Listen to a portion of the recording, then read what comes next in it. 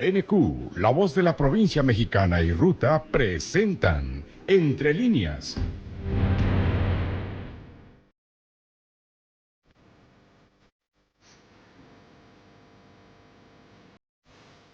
Un espacio de reflexión con entrevistas e información.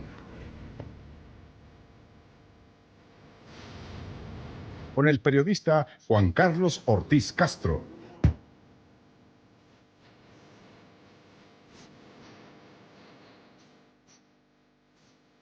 Buenas noches, me da mucho gusto nuevamente saludarlos. Este es el programa Entre Líneas en una alianza estratégica con NQ Radio. Mandamos un saludo a don Alejandro Wong.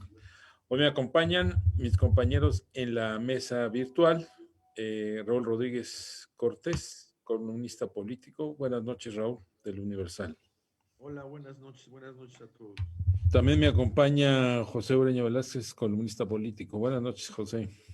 Buenas noches a todos. Y el licenciado Juan Manuel Sepúlveda Fayat, comentarista político. Licenciado, buenas noches, como siempre, un saludo. Buenas noches para todos.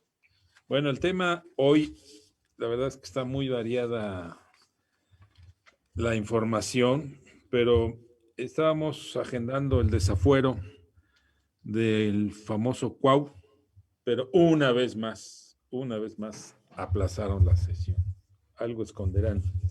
Pero entonces vamos a entrarle a lo de verdad histórica de los campos de exterminio. Y yo le preguntaba a Raúl en la mañana, en una plática previa, si hay paralelismo de los hechos entre Ayotzinapa y Teuchitlán, Pepe. Tú que eres de Jalisco. Bueno, es un tema, más allá de que yo sea de Jalisco, es un tema lamentablemente nacional. Yo creo que aquí hay un dato. En el pasado hubo un uso político, ahora les llaman carroñeros a quienes critican la operación del gobierno en este caso. Lo dijo hoy la presidenta. Pero también es cierto, recordemos cómo se expresaron, cómo criticaron el manejo de Ayotzinapa. Pero es un caso, hay otros. Nadie tomó en cuenta Verbigracia en el caso de Ayotzinapa, que el que fue alcalde de justamente del municipio donde se ¿Abarca Iguala? Sí, así es, de Iguala, José Luis Abarca, donde se dio el asunto, nadie tomó en cuenta. Fue un candidato de Andrés Manuel López Obrador. Ah, pero qué bonito lo capitalizaron. Ahora les llaman carroñeros a quienes critican el manejo del gobierno en este asunto. Qué lamentable que en aquel tiempo, hoy y siempre, estemos utilizando políticamente una desgracia que es nacional. Porque recordemos... ¿Sí hay paralelismo o no hay paralelismo entre un caso y otro?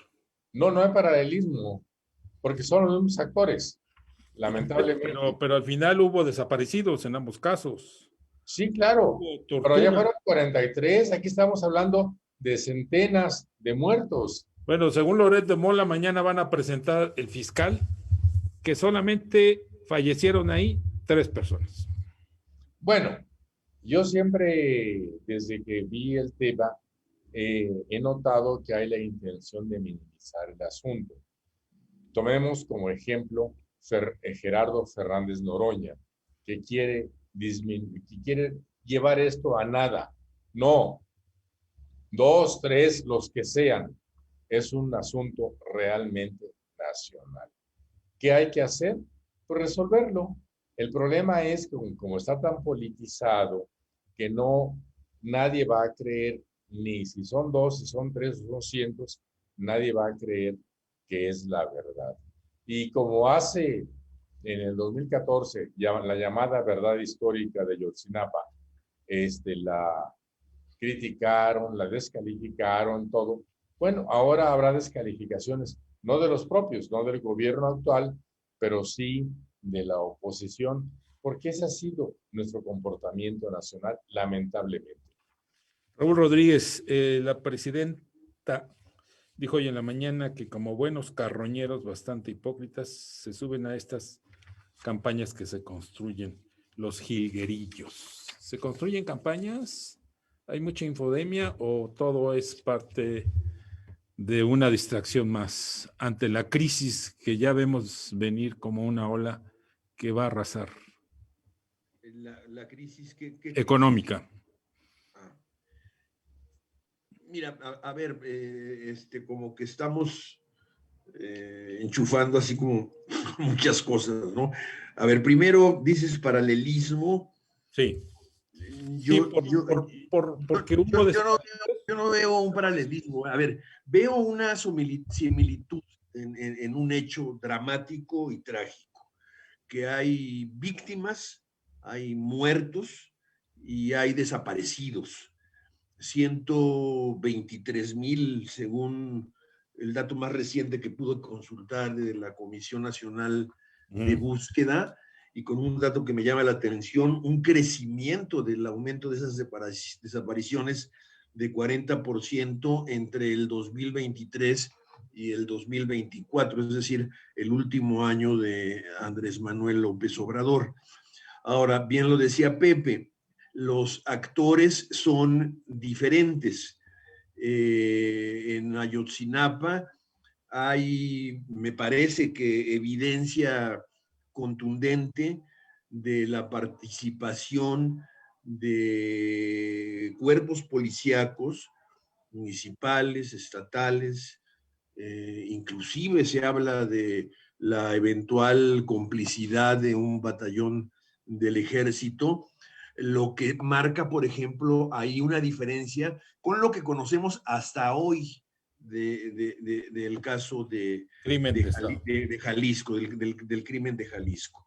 Entonces, yo creo que sí es un hecho lamentable, que sí nos manda una señal, porque no solo es Jalisco, estaba yo viendo reportes de desaparecidos, o sea, bueno, el tema como que sacó a la superficie más hechos en otros estados de la República. Se habla mucho de situaciones de inseguridad y de desapariciones, por ejemplo, en Oaxaca y otros estados de la República, lo que te lleva a una conclusión que me parece elemental ante la falta de autoridad en el contexto de lo cual se da esto, pues los espacios se llenan y eventualmente la propia delincuencia organizada o la propia delincuencia común es la que está alimentando este tipo de circunstancias. Me cuesta trabajo aceptar por lo pronto el término exterminio, es decir, sí hay evidencia de muertes, pero campo de exterminio suena a Auschwitz, suena a una intención deliberada de cometer genocidio.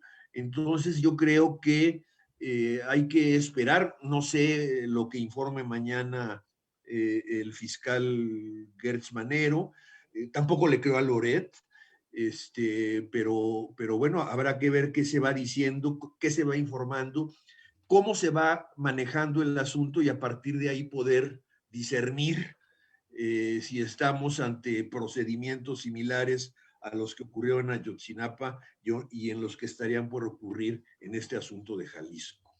Licenciado Sepúlveda, en este marco, ayer la presidenta hizo la presentación de varios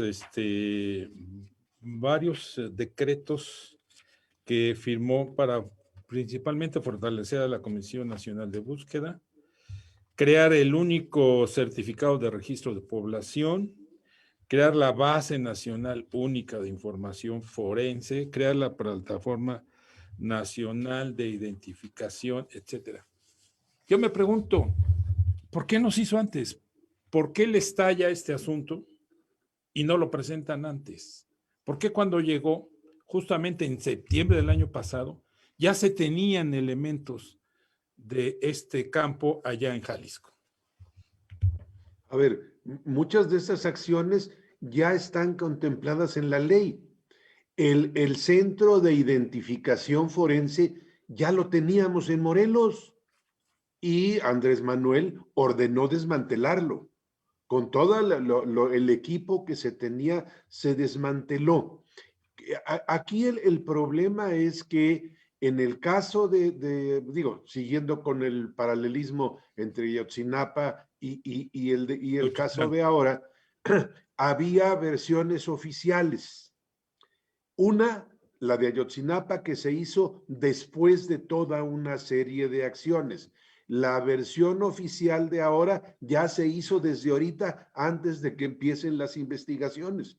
Y son muy pocos cuidadosos, es muy poco cuidadosa la presidenta, porque se le sale la intención en muchas cosas. A ver, espérense a que venga la verdad. Ella ya sabe qué es lo que pasó ahí, no tendría que comentarlo. O sea, siempre con esta cuestión. A Morena y a Claudia, sobre todo, le pega de manera frontal el problema, porque el primer efecto demoledor de esto, y mire que hablar de otro efecto demoledor después de las masacres, la masacre esta, es la destrucción del mito de los desaparecidos. Ya les volvieron a aparecer los desaparecidos y el problema es que hay una vinculación muy directa entre el discurso de que está funcionando el abrazos y no balazos, o no funcionó. Ahora yo creo que ya no se puede hablar del abrazos y no balazos, porque sí han repartido balazos, pedradas, moquetes, patadas y piquetes de ojos. Pero fundamentalmente esta retórica de que bajó 16% los homicidios, bueno, pues ya parece de que pues es obra de Pepe Merino, además de promotor de la ivermectina para combatir el COVID, también le haya a la alquimia de los números, y resulta pues que les empiezan a cuadrar de manera muy lamentable, ¿no? Subieron 10% los homicidios imprudenciales y bajaron los intencionales. Y pues vaya, además está generando todo un problema mundial, porque ya en el modus operandi de los criminales está el desaparecer los cuerpos, porque así tienen la corrección de que no afectan la estadística. Entonces, digo, son correctos en ese sentido. Y bueno, hubo mucho cuidado y luego todavía pues salen a aderezar esta ensalada Fernández Noroña, que bueno, pues nomás faltaba que se metiera en eso, y se ha hecho ahí una mezcolanza terrible. Pero sí les puede mucho, porque se cae por tierra esto de que nuestra delincuencia va bajando, ¿no? Pues aquí está el fantasma de los desaparecidos. Pepe Ureña, ¿quién comete infodemia? No solamente los promotores de los que dice la presidencia que han gastado más de 20 millones de dólares en la campaña del año pasado para desprestigiar al gobierno de López Obrador, y según estos datos que presentaron hoy, gastaron 20 millones en 4 días. 20 millones. Yo me pregunto, ¿quién es el que comete infodemia? ¿Quién es el que retuerce la información para que no salga la verdad? Yo tengo mis dudas ahora y antes con los anteriores gobernantes o con estos. ¿Quién incluye en infodemia? ¿Quién desvirtúa los hechos? ¿Quién paga en redes sociales? Yo no ubico quién, pues que digan quién invirtió. Bueno, ya salió Javier Lozano, Fernando Belauzarán, Xochitl Gálvez, también sacaron a Adrián GR, Valentín Vázquez, Isa Flores, mencionaron a varios personajes de la vida política, Mario de Constanzo, Elena Chávez, Laura Zapata, y luego también sacaron por ahí el nombre de Agustín Antonetti y Eduardo Menoni. Sí, bueno, sacan nombres, pero a ver, ¿dónde está la demostración? No hay facturas, no hay cómo. O sea, el tema es ese. A ver, ¿por qué claro, en aquel tiempo la tecnología era diferente?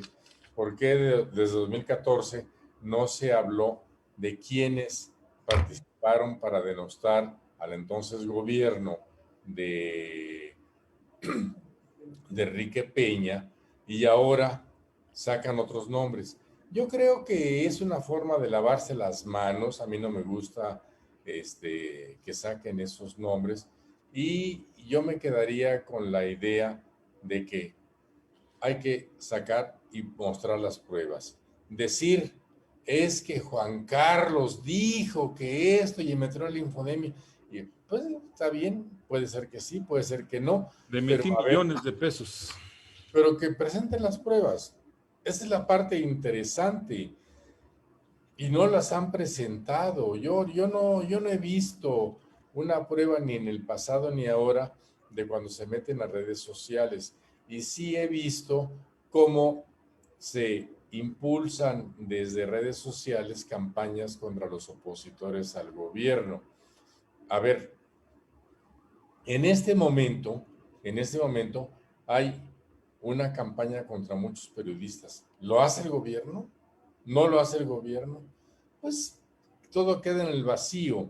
Lamentablemente no hay forma de demostrarlo hasta ahorita por parte de los compañeros periodistas, pero qué tristeza sería que fuera una campaña desde el ámbito oficial, como sucedió en el pasado y como ahora, cuando nos llaman carroñeros a quienes simplemente exigimos que se aclare el tema de Teuchitlán. Nada más eso, que se aclare, como sea.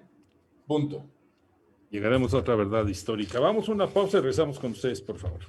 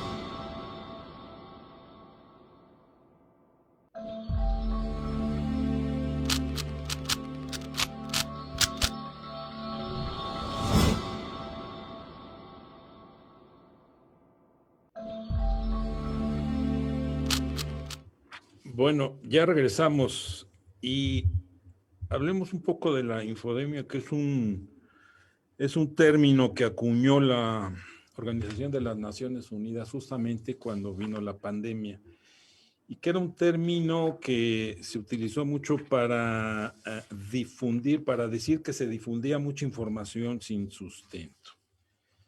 Y hoy el asunto es que se está haciendo o difundiendo mucha información relacionada con el caso de Teuchitlán y con otros muchos, frente al tsunami económico que se viene para México, Raúl, y que de acuerdo a los analistas financieros, dicen que ya es previsible que México tenga un decrecimiento de menos 1.3%. Sí, eso es, dicen los analistas, a lo que equivaldría inclusivo, a lo que equivaldría el daño de la imposición generalizada de aranceles, a que no hubiera la exención, vamos a llamarle así, de aranceles considerados dentro del Tratado de México, Estados Unidos, Canadá, el famoso TEMEC. Si ese escenario sigue, no sé si estemos más o menos en la misma sintonía de lo que hemos visto de información, Juan Carlos, estaremos viendo pues esa caída del Producto Interno Bruto y una franca entrada a la recesión en este año y eventualmente el año próximo. Si el escenario es complicado, es complejo. Todavía no alcanzo a ver o todavía no alcanzo a tener elementos para llamarle el tsunami que viene. Creo que faltaría esperar resultados del 2 de abril. trimestre de este año y bueno, el 2 de abril ver el tema de los aranceles. Infodemia es más que manejar verdades o versiones intencionadas, deliberadamente manipuladas, se ha llegado al punto, creo que yo, de francamente de mentir. Y aquí a mí me gustaría hacer una precisión. Los nombres que mencionabas hace rato de gente que promueve, más bien se refieren a personas que se montan a esa narrativa, ¿no? A la que da lugar, pues, las benditas redes sociales. No hay manera de controlar que se organice una campaña mediante robots, mediante bots. ¿Quién dijo benditas redes sociales? López Obrador. ¿Y quién dijo me vino como anillo al dedo? Bueno, López Obrador y muchos otros manos han dicho que las cosas le vienen como anillo al dedo, ¿no? Pero bueno, te digo, el tema es, las redes sociales facilitan este tipo de procedimientos de manejos informativos, de crear narrativas. Como dice Pepe, no ha mostrado nadie una factura que diga, mira, aquí está el pago de lo que me costó armar esta campaña, ¿no? Porque el propio medio, las propias redes, te facilitan la posibilidad de hacerlo sin tener que necesariamente disponer de facturas para presentar. Pero si le pides un informe, por ejemplo, a los propietarios de las redes sociales y te lo dan como gobierno. Sí, te dan el usuario y habría que ponerse a chambear para donde seguramente vas a encontrar que son usuarios que tienen 3 seguidores, 4 seguidores y que están muy atentos a responder a una u otra posición, ¿no? Esa es su razón de ser, las famosas granjas, ¿no? Las famosas granjas de bots. Pero bueno, yo creo que en ese sentido es donde habría que ver el manejo de la infodemia y la falta absoluta hasta ahora de pruebas que permitan demostrar lo que se señaló en el sentido de que se gastó tanta cantidad de dinero para promover esa campaña. Creo que ella se refería a la campaña de narcopresidente, que ahora es ex narcopresidente y que añade el término narcopresidenta. Licenciado Sepúlveda, el día de hoy también Miguel Ángel Elorza, coordinador de Infodemia de la Presidencia de la República, dijo que en cuanto al hashtag narcopresidente, el 47% de las cuentas son de México, 29% son cuentas robots de Colombia, 14% de España, 2% de Estados Unidos y 6% coincide con la otra etiqueta de narcopresidente AMLO. ¿Qué tal las cifras? Pues aquí se me hace un poquito al burro hablando de orejas. A ver, yo entiendo que infodemia, para mí en la acepción más correcta, es que se inunda de información disímbola, de manera tal que la gente se confunde. Deliberada. El problema de la pandemia era que lo mismo les recomendaban que bebieran Clarasol hasta que se pusieran medicina contra las garrapatas y cosas por el estilo. O que sacaran la estampita, ¿no? O que sacaran la estampita, que no se pusieran cubrebocas, que sí se pusieran. Muchos caímos en esto porque usábamos los tapetes que luego nos dijeron que estábamos tontos por usar es porque no servían para nada, que al contrario y demás. A mí, en materia de comunicación, lo que sí me preocupa son los tsunamis de información, pero del mismo lado. Y ahí, pues, la fuente tradicional y proverbial se llama la mañanera, en donde la reiteración permanente de los mantras determinados construyen una opinión. A mí me llama mucho la atención, por ejemplo, cuando alguien, cuando se conecta con algún devoto de Morena, ya sea clase media, clase baja, fifís también los hay, ¿eh? Hay chairos fifís, pero recalcitrantes. Ni Martí Batres son tan revolucionarios como ellos, ¿no?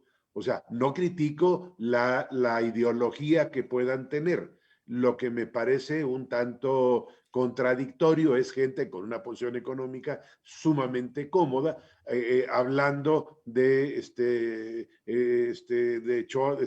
loas al Che Guevara y cosas por el estilo. Ahí ya como que sospecho un poquito. Entonces, pero sí, las respuestas son muy comunes. Algunas son verdaderamente patéticas. Me dicen algunos, por ejemplo, no, mira, a ver, en materia de justicia andábamos mal. Hay que dejar que se pruebe esta fórmula de elegir a los jueces, a ver qué pasa. Sí, bueno, está bien, haz de cuenta que te vas a operar del corazón y el médico echa a andar una motosierra para hacer la operación. Pues no es muy difícil adivinar en qué va a terminar la operación. O sea, no va a funcionar. Vaya, cuestiones de ese nivel. Ahora, aquí hay una pequeñísima diferencia. Mientras se duelen de que alguien metió millones, hay cosas que no requieren estudios tan complicados. Es evidente, por ejemplo, el que hay bots de un lado y bots del otro lado. O sea, nada más que los de un lado se pagan con dinero público, definitivamente. Los otros son en dinero de particulares. Está bien, a lo mejor se quieren vincular con el crimen organizado, la delincuencia y lo que sea, pero de hecho ahí hay una diferencia. Y en el fondo también yo siempre he creído que esto de los abusos de los medios de comunicación me cuesta trabajo aceptarlo, porque yo la raya del abuso la veo muy difícil. En el momento que yo gobierno, censuro a alguien porque pienso que se excedió en los límites y todo aquello, pues en ese momento tengo autorización para no solamente en el abuso, sino el no estar de acuerdo con la manera, y es un excelente pretexto. O sea, yo soy enemigo de estas demandas en cuanto a los políticos que demandan el daño moral. Digo, algunos verdaderamente impresentables, y dicen que les dañó su reputación diáfana y cristalina. Híjole, pues más bombardeada que nada estaba. Sin embargo, digo, yo ahí le tengo un poco de miedo. Yo siento que son los espacios de la vida democrática. En el sistema judicial se nos van culpables con sentencias absolutorias, pero sí reducimos mucho que condenemos a inocentes. Entonces hay que pagar eso, los límites de la libertad. Digo, Franco tenía, don Porfirio, muchos autoritarios tenían métodos de investigación fabulosos, hablaban hasta las momias. O sea, eran demasiado convincentes y muy eficientes. Se sospechaba que Perengano había hecho algo, no había problema, detenían a la mamá. Y si no se entregaba el personaje, la torturaban y demás. Muy eficiente, pero ¿es aceptable en un país democrático esto? Pepe Ureña, el tener todos los días información desde Palacio no enreda más la situación. Y un caso específico, cuando salió la propuesta de reforma del ISSSTE, la plantearon como una gran reforma hacia los trabajadores, que beneficiaba a los no sé cuántos millones de trabajadores, principalmente a los maestros. Vinieron las marchas y hoy la secretaria de Gobernación, Rosy Cela, dice que por instrucciones de la presidenta se retira lo aprobado hace unos días en la Cámara de Diputados. Entonces... No, bueno, a ver, hablemos de varias cosas. Lo mismo se dijo cuando se anunció la reforma a la ley del Infonavit, que ¿sí? tenía respaldo social y de los sectores y todo lo demás. Ahora se da con la ley del ISSSTE y ya se echó para atrás. Pero también recordemos una historia. El dirigente del CENTE, Alfonso Cepeda, fue el primero que alzó la voz porque él representa algo así como 1.8 millones de trabajadores. maestros y empleados de la SEP, y él estuvo en contra. Ahora se le concede la razón. Bueno, pero estamos hablando de que ahí se escuchó porque hubo quien alzó la voz. En el caso del Infonavit, lamentablemente, no ha habido una voz tronante que represente a los trabajadores y a los patrones, que son los únicos dueños de las aportaciones al Infonavit. Y estamos hablando de más de 2.4 billones de pesos que pretende usar el gobierno para sus programas sociales. Entonces, en este momento, qué bueno que se dé marcha atrás. Eso es muy importante. De otro lado, sigo con el tema que traíamos en la mesa. Qué triste que hablemos de una infodemia, que es un abuso de un tema específico en la información y que al decir del gobierno se utilice en contra del gobierno, y que, por otra parte, no prestemos atención a otras cosas. Verbigracia, es válido que salga un grupo delincuencial a mandar un mensaje y que no haya una autoridad que entre a frenarlos. ¿A qué te refieres específicamente? En lo del Cártel Jalisco Nueva Generación de ayer, el mensaje que lanzaron ayer. Que dicen que no son culpables de lo Teuchitlán. Que no, que están inventando los familiares de las víctimas. Y fíjate qué coincidencia, lo han señalado ya varios opinadores, qué coincidencia. Opinan igual que Gerardo Fernández Noroña, presidente del Senado, morenista, y otros representantes del gobierno federal. Eso es muy triste, que haya coincidencia de discurso entre la delincuencia organizada y voceros del gobierno. Eso es más importante que estar hablando de infodemia y otras cosas y decir, es que nos atacan, es que nos critican, es que esto, y son carroñeros. No, no hay carroña. Carroña es utilizar un daño o una debilidad ajena para sacar beneficio. Y en este momento, cuando se denuncia a las víctimas, no veo dónde esté la carroña. A ver, Raúl Rodríguez, tú eres columnista político en el Universal, has expresado muchas opiniones, has investigado, etcétera. Una de las columnas fue directamente contra el titular o mencionaste al jefe del Ejecutivo en Oaxaca, etcétera, ¿no? ¿Te consideras carroñero por temas que hablas? ¿Carroñero a quién? ¿Al jefe del Ejecutivo de Oaxaca? Tú, por los temas que mencionas y que tocas. Yo carroñero por Sí. hablar de lo que... Sí. Bueno, no me considero un carroñero, ¿no? Trato... Mira, yo lo que simplemente trato es de entender yo lo que está pasando y una vez que lo entienda yo, pues tratar más o menos Pero tú investigas, de cuadrarlo, pues sí, cuadras, etcétera. de tratar de apoyarlo en ciertos datos pues, que te permitan entender lo que está pasando. No, yo creo que ahí es un tema de libertad de expresión. Mira, por ejemplo, hubo un asunto reciente, nada más lo pongo así entre paréntesis, de un largo litigio que hubo contra el viaducto Bicentenario, que lo construyó OHL, Sí. que después se convirtió en otra empresa a través de un fondo de inversión australiano, en fin, hay todo un rollo. El caso es que hay una persona, un abogado, que lleva muchos años luchando, denunciando que por falta de una concesión federal se está cobrando ilegalmente el peaje.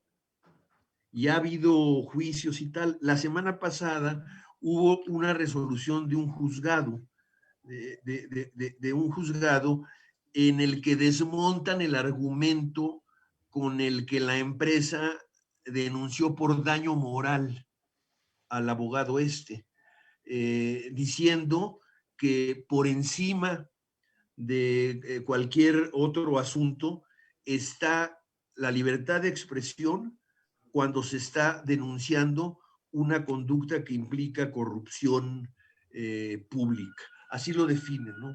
Y yo creo que por ahí va ese conducto. Es un exceso, sí, utilizar, como lo utilizó Fernández Noroña, el término de carroñero, refiriéndose seguramente a que quienes estaban opinando todo esto contra la reacción del gobierno, pues estaban montados en una desgracia. Pero el asunto es que se retoma en la mañanera del pueblo. Que se retoma, pues sí, el término. Y no, inclusive lo utiliza la presidenta, ¿no? Pero bueno, Claro. pues finalmente quizás ella también tenga la libertad de expresarse, ¿no? No sé. Bueno, hay todo un debate en ese sentido, ¿no? Porque no es lo mismo un ciudadano, un periodista, que un ejecutivo. Y máximo cuando es la autoridad primera de este país. Vamos a una pausa y regresamos, ¿les parece? Tiene que estar pensando en lo políticamente correcto, ¿verdad? Regresamos.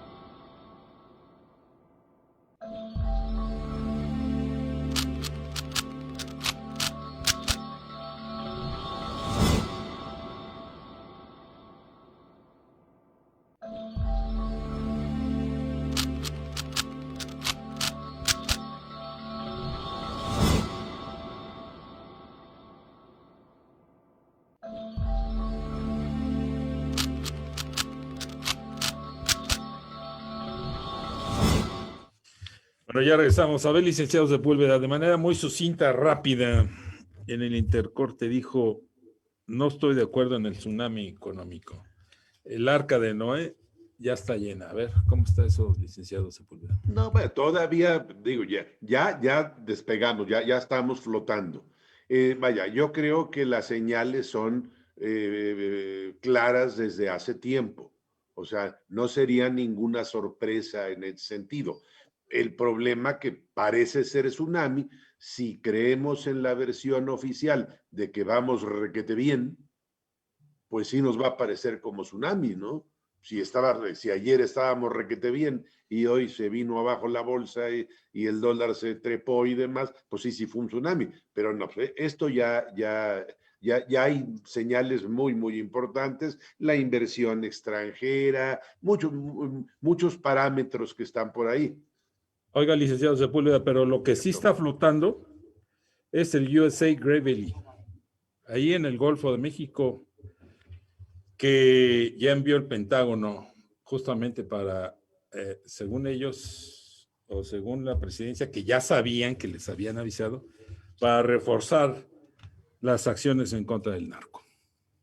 Y a la hora que entre por Xochimilco, van a decir, ya sabíamos, les dimos autorización, o sea, es algo verdaderamente patético, porque además yo digo, en lugar de estar combatiendo a los carroñeros, que, a ver, me da me molesta esto de que habla de los carroñeros, cuando el mejor ejemplo de la carroña se llama, y creo que así está en el diccionario de la Academia, de la Real Academia de la Lengua, es el asunto Ayotzinapa. Primero era un delito vinculado con el narcotráfico, en donde en un espacio igualito que el de Jalisco ahora, está controlado por los narcos. De que había contubernio entre los narcos, el ejército, la policía municipal, las estatales, no tengo la menor duda. Pero yo creo que eso no le da la característica de ser un delito de Estado. Delito de Estado, por ejemplo, Tlatelolco.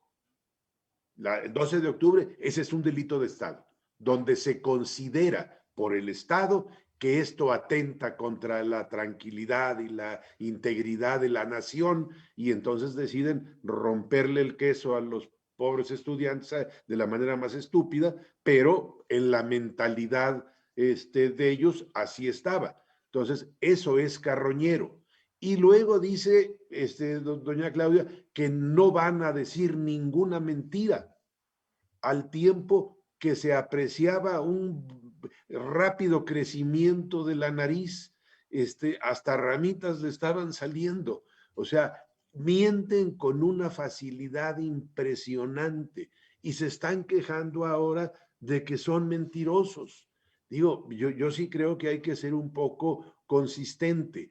La gran diferencia que va a haber en el asunto de Ayotzinapa y la que tenemos ahora en Teutitlán, por allá, le digo, primera, que la versión oficial ya está antes de que la conozcamos, está como la elección de jueces. Ya los jueces ya los tenemos, nomás falta la elección, pero ya sabemos quiénes van a ser. Eso ya no hay problema. Entonces acá dijeron, no, espérense, viene la información. Pero luego nos sacan a la Dalí de la verdad, a Gers Manero, por Dios santo. O sea, así como que digo uno, no, si lo dijo Gers Manero, seguro es cierto. Pues no, vaya, se ha desgastado brutalmente. O sea, este es el problema del uso político de la justicia, que pierden toda la confiabilidad. Entonces, vaya, yo no sé cuál vaya a ser la versión, pero garantizado que no les vamos a creer. O sea, con todos estos antecedentes, vaya, como decía un amigo mío, esto ya no sale bien ni aunque salga bien, ni saliendo bien sale bien. O sea, no va a haber credibilidad en esto. Y entonces, bueno, pues al limbo de la verdad. Pepe Ureña, el buque que tiene misiles Tomahawk, que fue el que de alguna manera contuvo, atacó a los rebeldes hutíes, que esté en aguas internacionales en el Golfo de México, el Golfo de América, como lo llaman allá, ¿tiene de alguna manera un mensaje específico para el gobierno de México? Sí lo tiene y voy a dar elementos para sustentar mi respuesta. Ciertamente está en zonas internacionales, zonas de aguas internacionales. Sí. Mar marítimo de Estados Unidos, según esa información, según información pública. Uno no puede estar ahí para demostrar que sí. Pero ahí les va el dato. Ese barco tiene la intención de frenar el flujo de migrantes, pero sobre todo de drogas, hacia Estados Unidos. Y ese flujo de drogas viene desde Quintana Roo hasta Tamaulipas, o sea, toda la ruta del Golfo de México. ¿Y por qué? Porque Estados Unidos quiere contener Florida y toda la costa este de Estados Unidos, o sea, el ingreso de droga. Pero quiere demostrarle a México que sí hay flujo de droga por esa vía, paquetes que se lanzan al aire y que llegan a zonas internacionales. Como las algas marinas. Y desde ahí son derivados hasta Florida. ¿Y por qué? Porque Estados Unidos lleva años reclamando a México que contenga ese flujo de droga. Y México no lo ha hecho. En poco tiempo sabremos el resultado de esos operativos. Y ahí estará la nota y confirmación de lo que estoy diciendo, porque la información es de buena fuente. Entonces, sí hay una razón, sí hay un objetivo, sí hay una forma de demostrar que tenía una demostración de que México no ha hecho lo suficiente para contener el flujo de drogas que viene de Centro y Sudamérica hacia Estados Unidos. A ver, Raúl, pero si tú vives, si tu residencia está en un fraccionamiento, está en un condominio y enfrente de tu casa ves que transita la droga, llegan los dealers, etcétera, y tú les abres la puerta, pues, ¿quién es el responsable al final? ¿Qué es el caso de Estados Unidos? Bueno, pues sí. ¿Los dejaron pasar? La droga llega hasta allá por la gran demanda que hay de la gran corrupción. Y la gran corrupción y los grandes capos que debe haber allá y los grandes intereses económicos, ¿no? Yo creo que sí es un mensaje fuerte el de que ese acorazado esté instalado ahora mismo en aguas internacionales del Golfo de América. ¿Qué pasó? Dile Golfo de México, por favor. Del Golfo, no, porque en aguas internacionales es en la parte en la que Trump lo denominó así. Si sales de la parte de las aguas internacionales, pues entonces es Golfo de México, ¿no? En un afán conciliador, pues. Royanqui. Pero sí hay una señal fuerte de reclamo, de reclamación, que desafortunadamente pues suena mucho al discurso de Trump, ¿no? Es decir, no han hecho ustedes lo suficiente para evitar que el fentanilo y otras drogas lleguen a los jóvenes consumidores estadounidenses, ¿no? Pero, licenciado Sepúlveda, ¿es una provocación o simple y sencillamente es un ejercicio ahí? Es una actitud gandalla, diría yo. O sea, independientemente de que cumpla con una función que me parece muy lógica, tal como la plantea el señor Ureña, pero más que nada también es influir miedo, básicamente. O sea, es como la indumentaria de los narcos. O sea, es parte de la herramienta de trabajo, definitivamente. O sea, entonces, ya tenemos los aranceles para el día 2 y ahora nos mandan al USA a pasear el barquito este. O sea, curiosamente. Pues digo, porque además, desde el punto de vista estratégico, no se me hace con ese barcote, pues está muy complicado.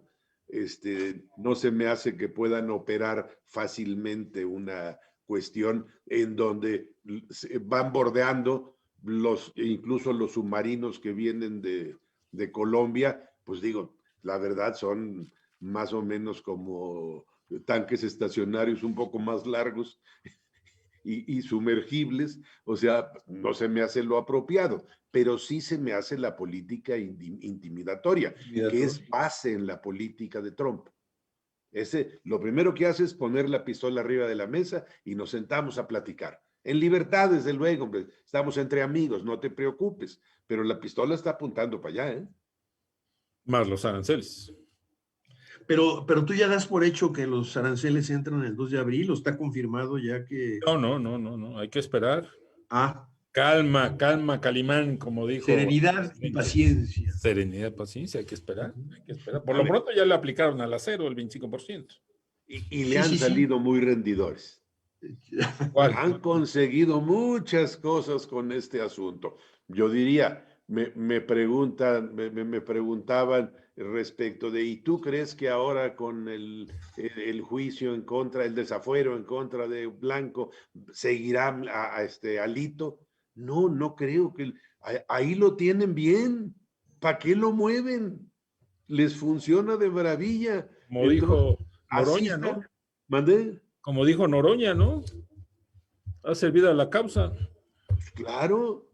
Ya de que Noroña empieza a hablar bien de ti, ya tu prestigio ya se fue a la ruina. Pepe, ¿cómo ves este asunto de Blanco? Tú lo anunciaste, no va a pasar nada. Tu micrófono lo tienes cerrado, Pepe. Tú lo mencionaste. ¿Me decías de Blanco? Sí, de Cuau, el Cuau. Ah, Cuauhtémoc Blanco. Perdón, sí, ahí perdí la pista. Bueno, mi información indica, por lo que he pulsado con los morenistas, es que hay línea de que no avanza el desafuero. Pero eso tiene que pararse desde antes, tiene que pararse para que corran riesgos, tiene que pararse desde la sección instructora. Y recordemos que ahí, con Eric Flores a la cabeza, Hugo Eric Flores, presidente, hay dos morenistas, uno del Verde que es aliado y un panista, Germán Martínez. Pero Germán Martínez ha sido muy escrupuloso, el es jurista, y ha dicho, si no hay elementos, por supuesto que voy a votar en contra del desafuero. ¿Y cuál es el tema aquí?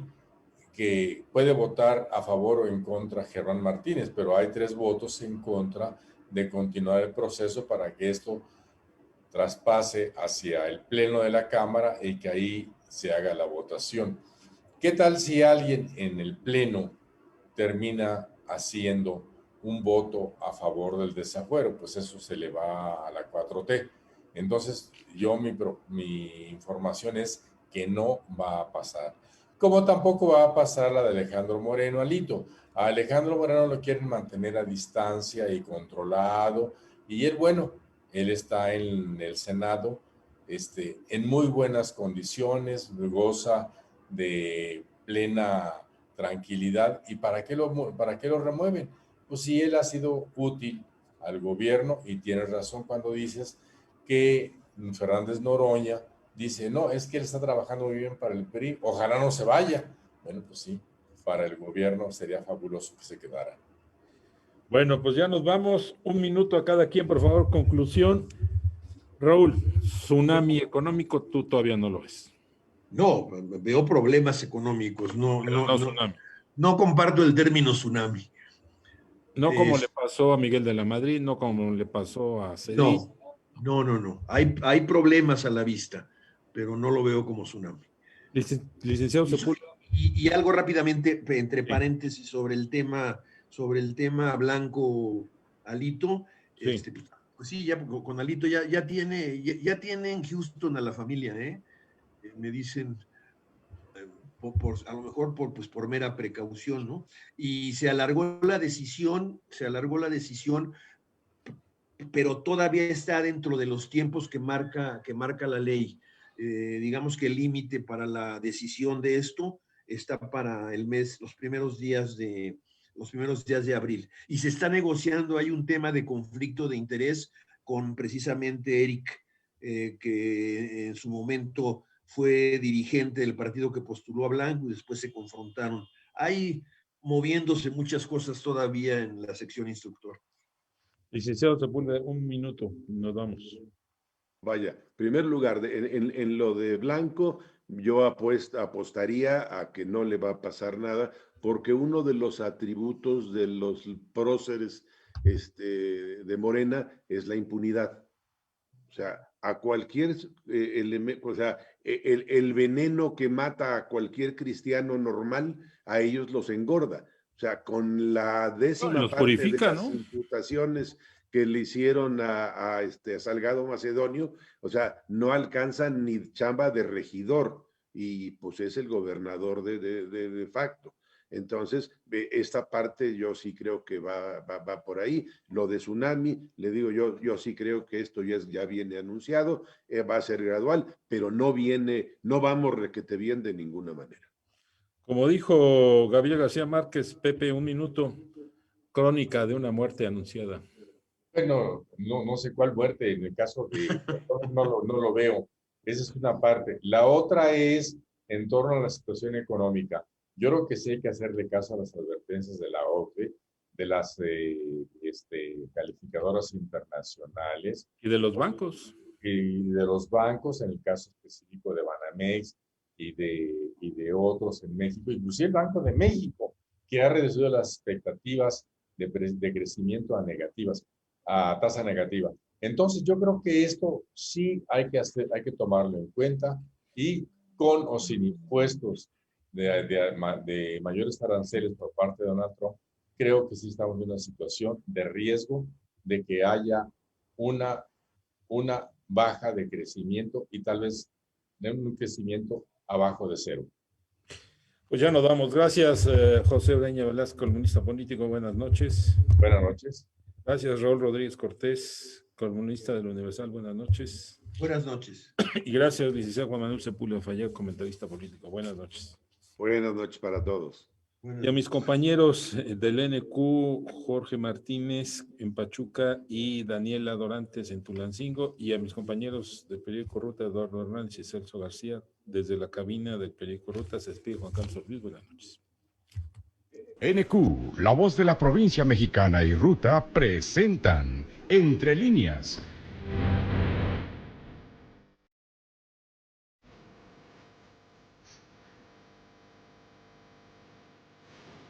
Un espacio de reflexión con entrevistas e información. Con el periodista Juan Carlos Ortiz Castro.